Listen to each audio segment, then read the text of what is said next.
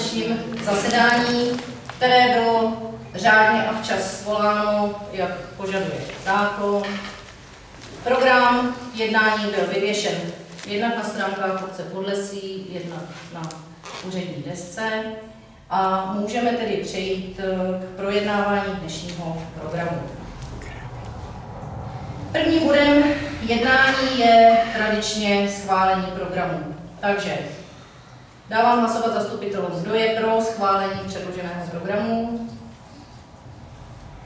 Je někdo proti? Zdržel se? Děkuji. Druhým bodem volba ověřovatelů zápisu zapisovatele.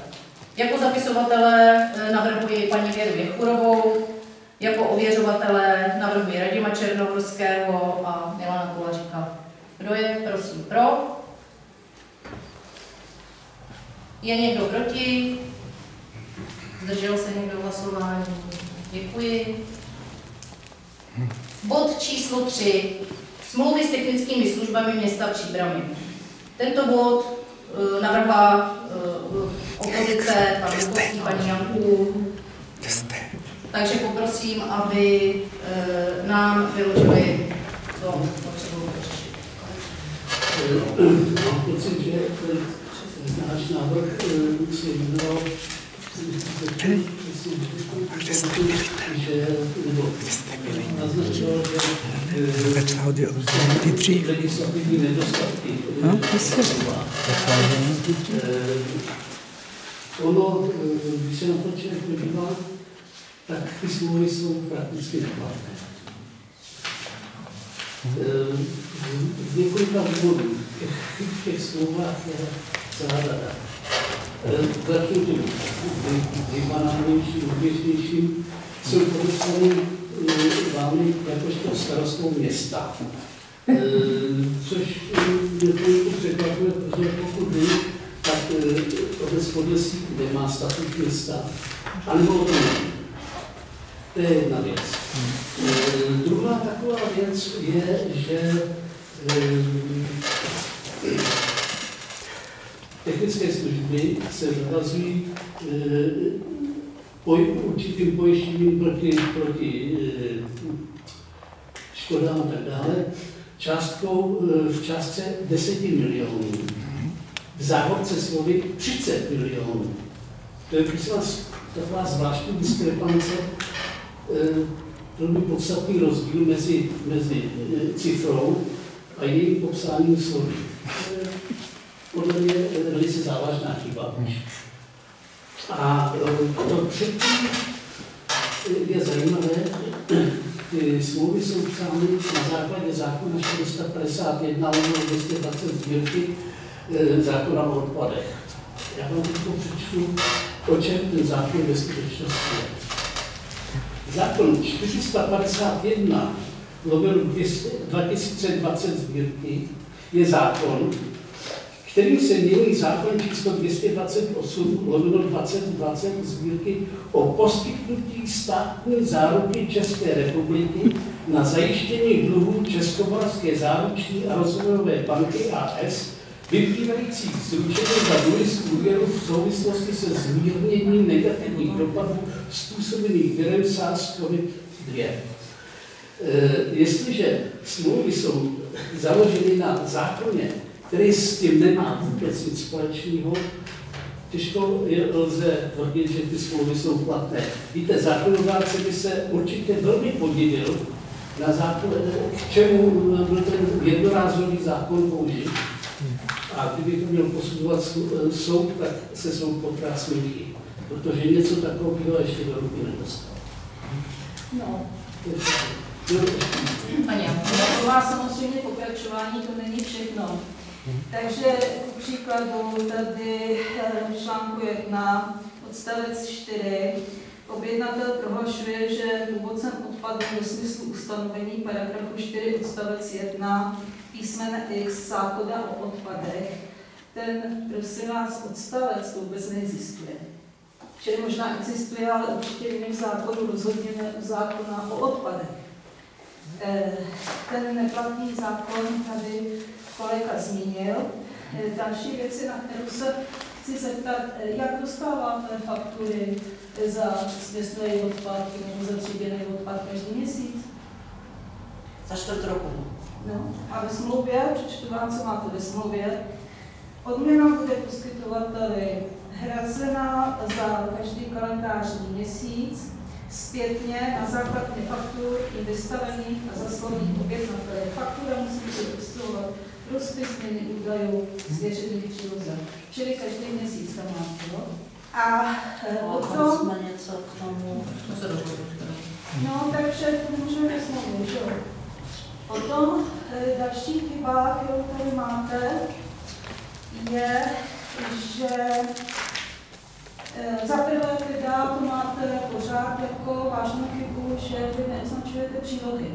Člověk vlastně neví, jaká smlouva nebo jaká příloha k tomu, k té smlouvě patří, protože ve smlouvě je sice napsána příloha 1, příloha číslo 2, ale ta příloha potom není označená. Čili to takhle jako by se to nemělo. Potom je tam další chyba, a sice u odpadu komunálního u dodatku máte přiloženou sice teda trošku rozpočet, ale to má prosím datum 20. prosince 2025. To je. Potom jsme ještě zjistili, že teda tady uvádíte krycíly, pravděpodobně teda je to nějaká příloha. Nicméně v tom krycím listu je špatně spočítaná DPH. Uvádíte 21%, sekli jste si tam o 20 000. Tak já nevím kdo, ale je to smlouvě. A jako myslím, že na jednu smlouvu takový chyb, že je to víc než jsou vlastně dvě, jedna je na tříděný odpad, jedna je na směsný odpad. A samozřejmě, že je možný ji považovat za neplatnou, ale má se o to, jestli tedy je smlouva absolutně neplatná nebo relativně neplatná, čili tady to je třeba upravit. A jak si to paní starostka vyřeší, jestli podepíše novou smlouvu, nebo si to vyřeší nějakým dodatkem, ale nebo se to znovu projednat, protože toto je opravdu hodně chyb. A závaž. A nemáte slovo, vylučte. Je to všechno? Toto je za vás. Jenom se podívu jedné věci. Já jsem mluvil o schvalování, jaké nebylo. Když se schvalovala ta zadávací dokumentace, jejíž součástí byl návrh té smlouvy.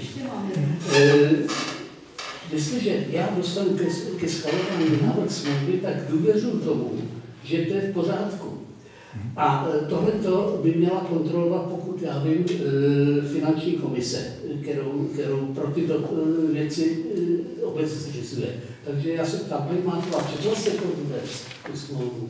Četla to jako zastupitelka. Tak. Paní Janku. Já ještě k tomu mám jednu výhradu, že tady píšete, že tato smlouva byla schválena zastupitelstvem dne 29. listopadu 2023, čili tady se žádná smlouva neschvalovala. 29. listopadu tam byla ta prázdná, nevyplněná smlouva, kterou dostali zastupitelé se zadávací dokumentací.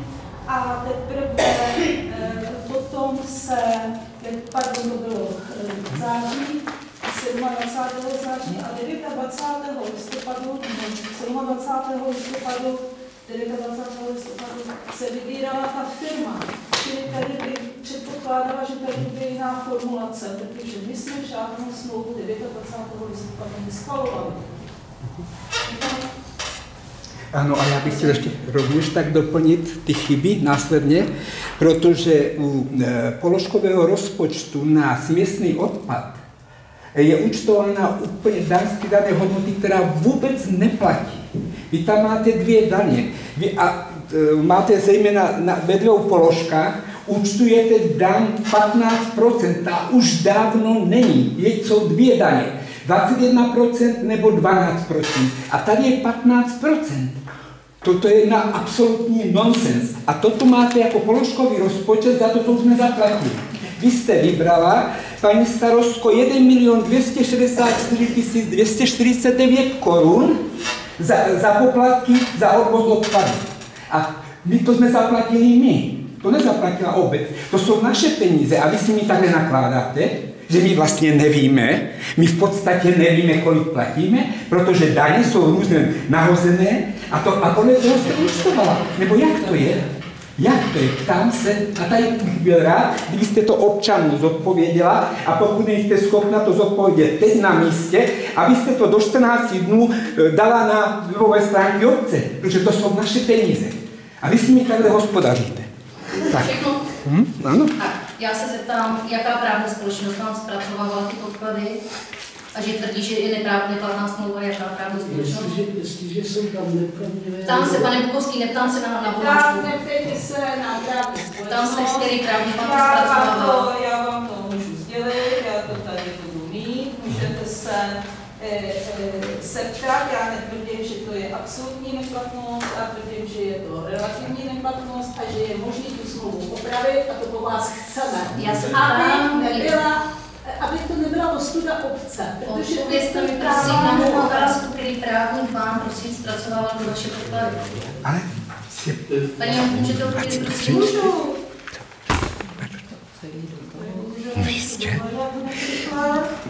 Ale můžu. to nemusíte říkat. Ale říkat to nemusím. Samozřejmě. Říkat to nemusím. Jako to si zjistíte, kde chcete, ale já to říkat nemusím. Prostě jako to vám řekne, jakékoliv... Mě nezajímá, kdo mi to řekne, já tak víte, to je špatně. Starostko, vás mi to zajímat mělo, protože vy jste Špatná Už jste to říkala. Už jste to říkala. Vy ho nedodržujete standardně a toto jsou velké chyby. Velké chyby. A já vám na to můžete mi odpovědět, který právní... Ne, takže jste to zase spekulovali sami. Ne, vy jste to nespekulovali sami, to prostě... No, tak to byste asi řekla, kdo to zpracoval. Takže já k tomu řeknu následné. Já bych se chtěl doplnit. Není nutné, abyste se ptali právníka na jednoznačné jasné věci. Jestliže je tam špatně uveden zákon, je tam špatně uveden zákon, hotovo. Není potřeba se o tom zvyklý. To já nerozporuju, prosím vás, to já nerozporuju, to se ptám, když ty vaše tvrzení veškerý, který vy tvrdíte, vždycky všechno, jakože vy víte všechno v pořádku. Právník obce sdělil následující. Ustanovení zákona občanského zákoníku 578, cituji, chyby v psaní nebo v počtech nejsou právnímu jednání na újmu, je-li jeho význam nepochybný, pošli navazující judikatura. Mám to tu vypuštěný, paragraf 578. Ano, stala se chyba, přehlídli jsme ji tady úplně všichni. Přehlídli jsme ji všichni jste to měli v podkladech v roce 2023. Bylo to potom projednáváno na 27.9.23, bod 11 a 13, kde byly ty smlouvy předložené návrhy smluv. Ano, paní Janku byla omluvena podklady, ale v 7 dní předem věděla, Ivan Bukovský tady je podepsaný, schvalovala, takže vy už jste mohli krásně upozornit v roce 2023. Všichni to četli, všichni to přehlídli. Smlouvy zpracovává právní oddělení technických služeb, ano, paní ředitelka. Ano, je tam chyba, přesvička v zákoně, je tam chyba, že tam je obec to. Od vás já budu naopak žádat, jestli chcete něco změnit, tak chci od vás přesně to jste na mě dát jako podklady, abych já si se mohla podívat do těch smluv, ale ne ty konkrétní, co tam vám vadí. Prosím vás, teď to tady máte napsané. Napište mi to, napište mi to. Já jsem vám to Vy jste poslala smlouvu. Vy jste si to ani nepřečetla. Vy jste poslala smlouvu. Ani nepřečetla. Vy lžete, paní Janku, že jsem si to nepřečetla. Lžete, jak vám říkám, jestli chcete něco napravit, to je lež, že jsem si to nepřečetla, jak může tohle tvrdit? No tak asi nemůžete číst, nebo nerozumíte. Já vás žádám, pošlete, co chcete, aby bylo opravě, já to dám právnímu zástupci, ten k tomu dá stanovisko. Proto jsem se ptala na vašeho, jestli vám vůbec teda citoval to, co jsem vám citovala. Není neplatná ta smlouva, není. Tady jsem vám to citovala občanský zákoník. To vám asi váš právní zástupce neřekl. Nicméně, jestli něco chcete konkrétně opravit, pošlete ty náměty, já to pošlu právnímu zástupci a dáme to do pořádku. Já se domnívám, že tohle to není důvod k jakýmukoliv konfliktu. Naopak, vy byste nám měla poděkovat, že jsme upozornili na nedostatky ve smlouvě, které jsou opravitelné. Já vám to nerozporuju. Já jenom chci, abyste vypsali. Takže proč vystupujete takhle konfliktně? Já jsem nezačala. Já jsem s tím nezačala. Tady nějaký stůl, tadyhle, paní inženýrka. Ale... Si můžu, myslím si, že máme vás to teda v hlavě všichni, jsme tady všichni, jak vy, jak my. Nechte mě mluvit. Vy jste na to nepřišli do dneška. Ale já to řeknu takhle, já to tady nebudu študovat, já nejsem žádný úředník. Paní, já to neštuduju, a co bylo v roce 23, už úplně nevím. Prostě takhle tady jsem a podívejte se, co dneska je ve vládě, jaký jsou úředníci, já to nebudu dál. Já si myslím, že bych poděkoval, dobře, jde to za nás, za všechny, podíváme se na to, jestli je tam třeba potřeba, paní starostka to nerozporuje, tak se to opraví, aby bylo vše dobře a pojede se dál, abych se už tohle bodu už bývolem projednával, my jsme se to říkali dál. Ale nechtěl bych to házet, že my jsme to udělali blbě a mohli jste to rozporovat už dávno a ne v roce 25 v červnu. Jenom se tam k tomu říct. To dalo na hlavu toho, kdo tu smlouvu dával dohromady. To někdo z nás. Ale říkám, děkuji za mě. Takže nám to všechno uteklo. Všechno nečtu do detailu, nejsem žádný. Tady, prosím pěkně. Ale neznamená to, že je neplatná. To neznamená rozhodně. Ticho. Popravě, jo? Ale neznamená, že je neplatná. Chci souhlasit, popravě. Tak já bych ale tady ještě doplnil jednu věc. Pokud ta smlouva je tak napsaná, jak je, s těma chybama, vadama, to znamená, že muselo být pravděpodobně špatně účtováno. To znamená, celkový výkaz účetnictví za rok 2024 bude špatný, když jsou tady jiné prostě... bude v rozporu se smlouvou. No jistě. A nebo bude v rozporu se smlouvou. Tak to je. Já se na to musím podívat, ale myslím si, že v roce 2023 bylo DPHčko vyšší. Ale ta smlouva platí od roku 2004. Ale když se v době připravili, já myslím, že s paní Martinovou jsme o něčem takovém hovořili. Samozřejmě bych si to musela připomenout, že jo. 23, vím, že s tím DPHčkem něco bylo, protože prakticky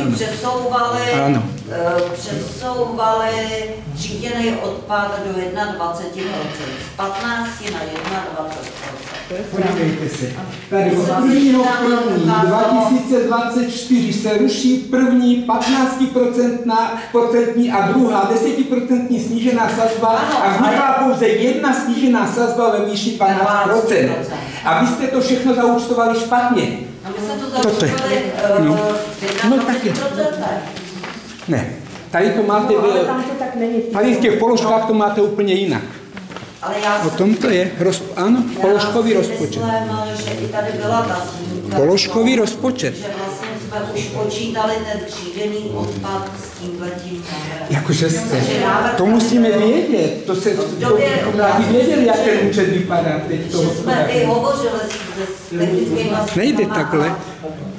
Že říkali, že museli nám dát vlastně jen platnýho DPHčka, ale aby jsme počítali s námi. Což se myslím do rozpočtu. Já navrhuji, aby se tahle věc pořádně vyřešila, ale nevyřešíme tady. To nevyřešíme, protože nám pošli. Já si myslím, že se to muselo soutěžit v době platného zákonu. Že byla soutěž v době platného DPH, což bylo 15. Vy tohle. Jo.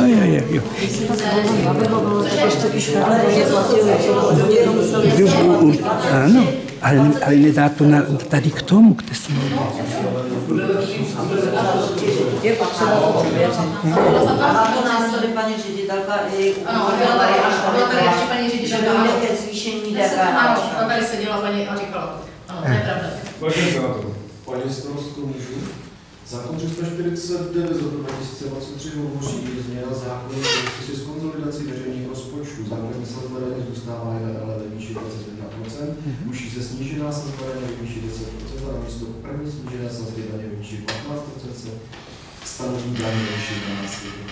Ano. Tak. Od roku 23, jo. Ano. Zákon 304 Od roku 24.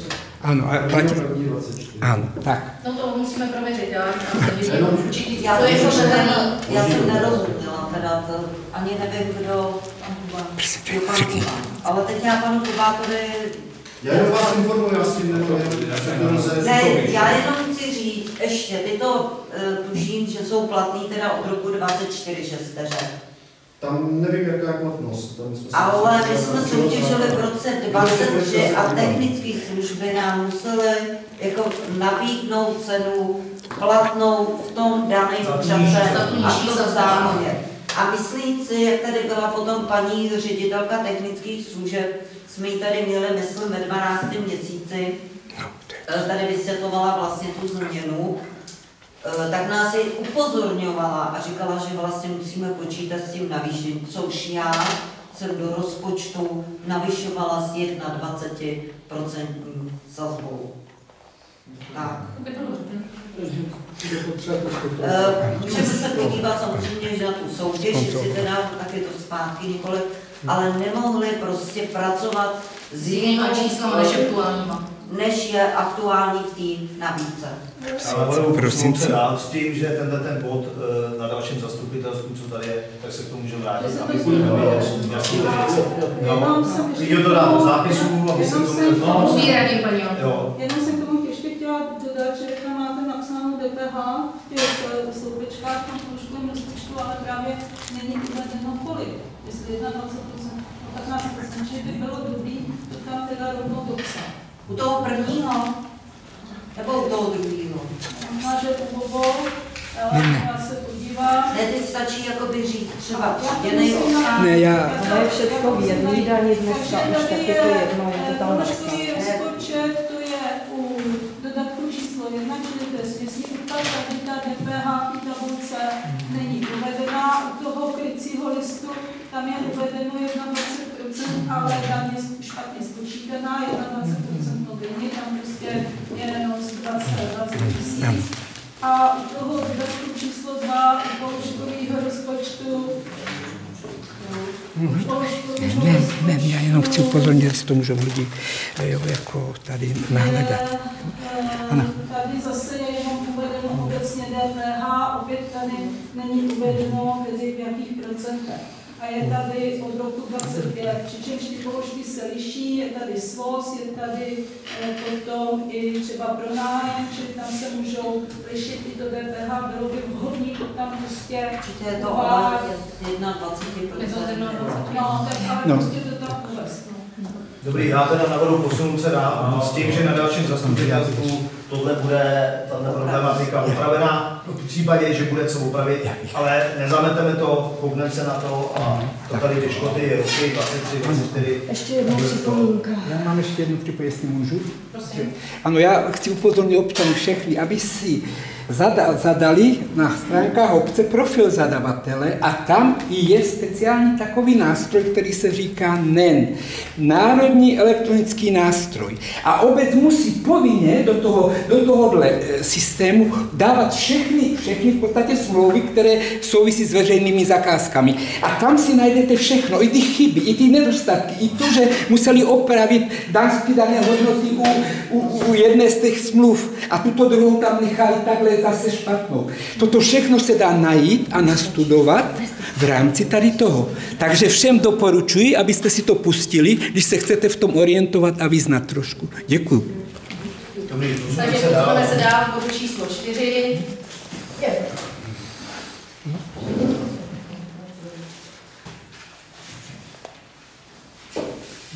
Bude teda přijatý té trojce nějaké usnesení?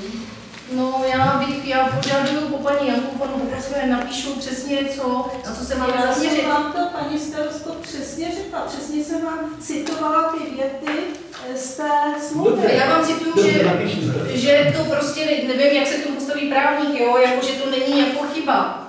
Jo, že prostě občanský zákoník písemnou chybu, když nemění význam. Uznáváme, že jako nikomu se nestala žádná újma, co je v pořádku. To nevíme. Pokud formula se má Dobře, my vás dodáme písemně, aby... To je to, co říkám, dodat písemně prostě co? Se píšeme, zašleme nebo předáme. No, ale to je taky o schopnostech toho. Já to podám právnímu zástupci. Tak, bod číslo 4, návrh závěrečného účtu. Návrh závěrečného účtu za rok 2024 hospodaření obce skončilo se ziskem finančních prostředků 2 808 924. Je to v podstatě souhrn veškerých čísel a hospodaření s přílohama, je tam okénka, zároveň je tam zpráva o výsledku přezkoumání hospodaření, kdy teda při přezkoumání hospodaření územního celku obce podle SÍ za rok 2024 jsme nezjistili žádné chyby ani nedostatky, takže jsme v pořádku. A my tedy teďka musíme schválit usnesení, které zní takto. Zastupitelstvo obce schvaluje závěrečný účet obce, včetně zprávy o výsledku přezkoumání hospodaření obce podle SÍ za rok 2024 a vyjadřuje souhlas s celoročním hospodařením, a to bez výhrad. Zastupitelstvo obce schvaluje přezkoumání hospodaření obce na rok 2025 společností A+D Help SRO Seifertova 525 261 011 Příbram. Takže dávám hlasovat o návrhu usnesení, pane Pokorský. O tom separátu, jestliže, jak jsme tady slyšeli, jsou prostě v určité části špatně uvedené částky a příslušná procenta DPH, znehodnocuje to v podstatě celé, čili já pro tohle ruku nezvednu. Dobře, já jsem přesvědčená, že to je účtovaný správně, jak říkala paní Jechudová. Věřím tomu, že se to opraví, ale tím pádem bych to schválení nechal až na dobu, kdy to bude opravené.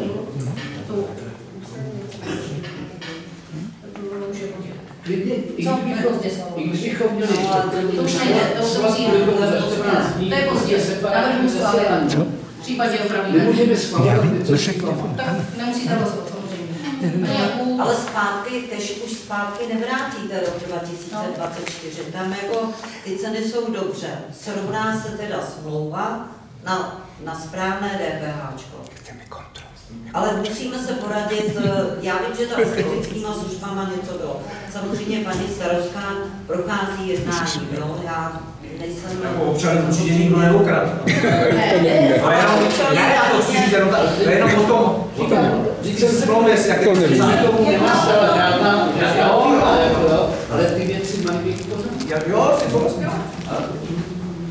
takže samozřejmě nemusíte schvalovat, že závěrečně nemusíte, ale tak se můžeme za týden sejít a schválit to jako separátně zvlášť, nic proti tomu, ale prosím vás, tam nejsou chytci. Helejte se, zákonnost je nad třeba smlouvou. Pokud já teda bych řekla, že tam je 21%, tak se to musí navýšit s 21%.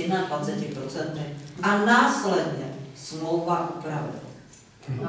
V souladu se zákonem. To prostě takhle.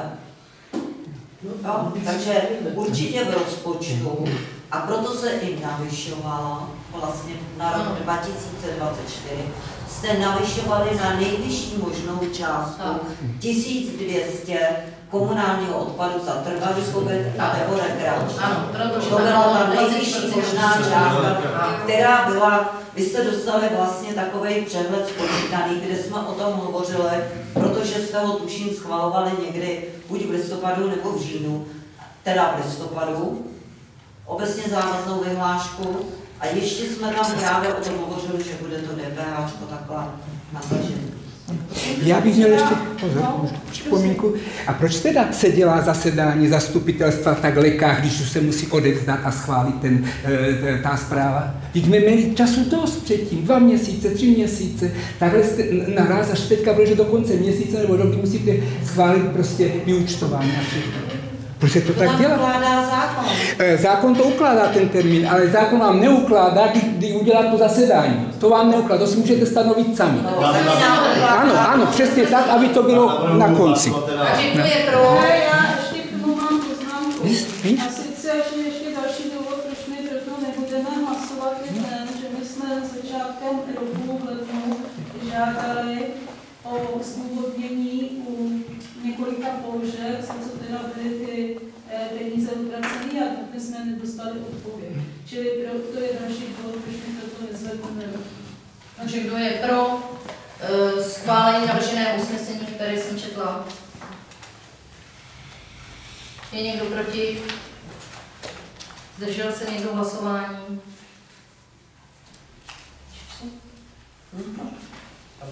Nechceš k tomu říct, jak to bylo teda od začátku, jak paní Janku z Bukovských žádala vlastně o výpěstě, kdy několikrát bylo. To je ten celý proces. Jo, to jenom teda v krátkosti, ano, co tady paní Janku zmínila. Takže, milí podlesáci, toto je proces. Toto je proces, který stal 30 000 právní služby obce za paní Janku a za pana Bukovského z poradenství. 30 000 stál. Kdy tedy si žádají o nějaké dokumenty, nějaké množství. Z kraje přišlo navržení, že jim samozřejmě musíme dát ty podklady, my se tomu naprosto nebráníme.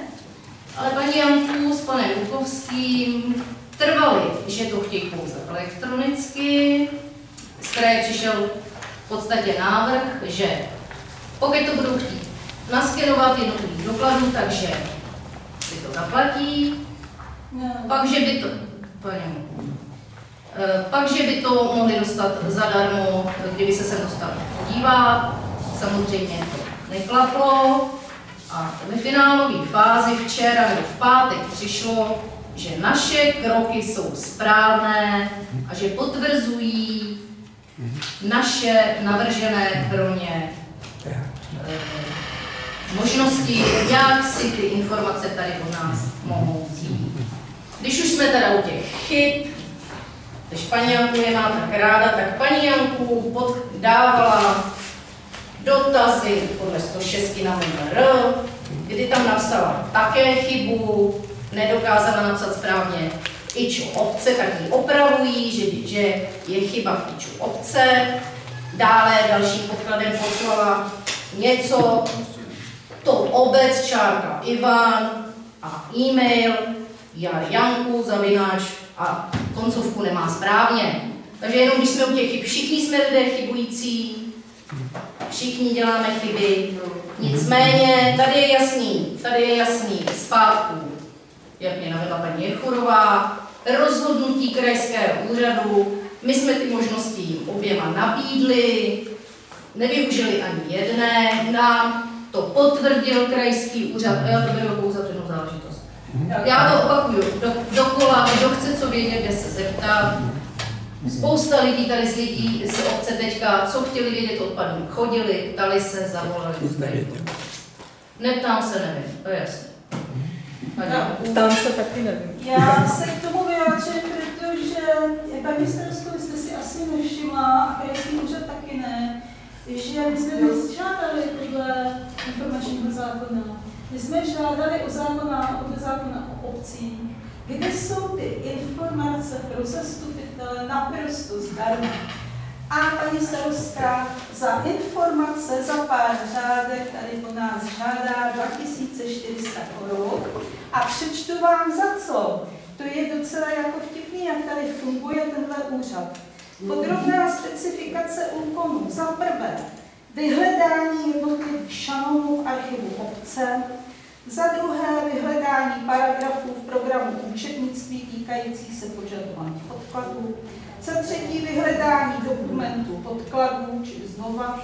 Za čtvrté, roztřídění podkladů. Za páté, připravení souvisejících podkladů. Za šesté, zpracování podkladů. Za sedmé, shrnutí a kompletace. Za osmé, kontrola podkladu a výsledných informací a vyřízení žádosti. Sazbu 300 korun za hodinu si účtujou, čili mají pocit, že tady to přirovnávání šanonů budou dělat 8 hodin. Tak, samozřejmě poprvé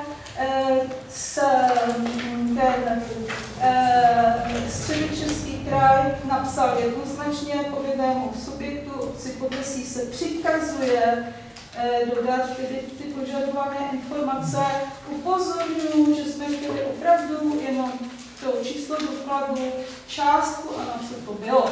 To bylo celé, čili to by nikoho nezaměstnalo. Toto je samozřejmě vyrábění kauzy, je teda ostuda.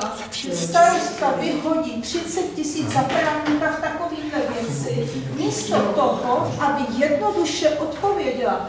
To je prostě nehospodární nakládání s penězi a chci, aby to bylo v zápisu, protože tohle je opravdu nemravnost. My si to píšeme všechno sami. Strávíme spoustu času kontrolou dokumentů, který máte kontrolovat vy. A vy si dovolíte říct, že 2400 za informace?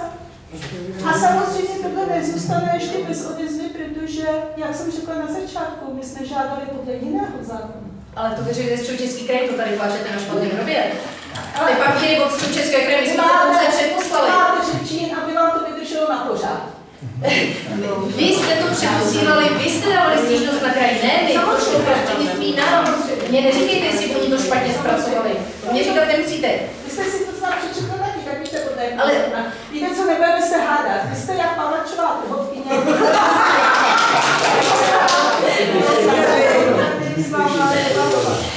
Nevím, co by si vůbec dovolíte z jaký pozice. Nicméně, jednoznačně tady vidíme, že paní Janku nevoní ani odpověď paní z Středočeského kraje, kterou my jenom prostě přijmeme, odpovíme, posíláme. Takže vyříte si to se Středočeským krajem. Tak.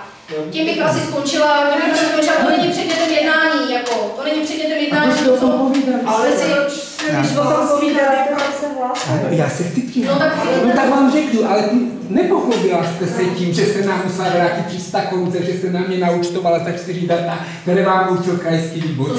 Ani, jistě, to jste nám vrátil. A nepochopila jste se ani teď tím, že jste poručila zase zákon. Ale to je vaše tvrzení, Krista Boha. Vždyť to jste musela dostat výtku od krajského úřadu. Za co? No za to, že jste porušila zákon z hlediska informací. Já to mám v ruce. Prosím vás, jak budeme pryšit, jako to jsou ty vaše spekulace, prosím. Není to budeme jednání, nějaké to je pravda. A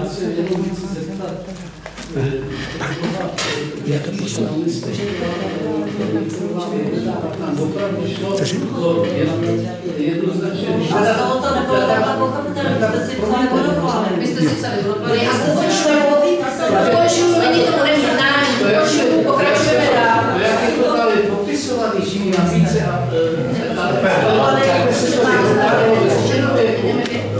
Takže